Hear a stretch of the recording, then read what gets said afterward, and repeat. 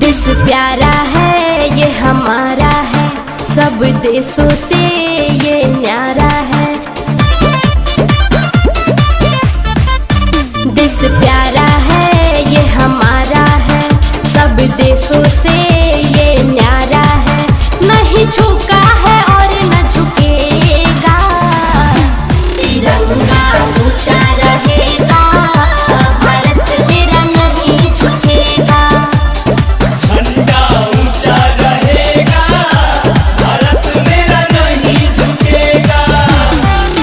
देश प्यारा है ये हमारा है, सब देशों से ये न्यारा है। नहीं झुका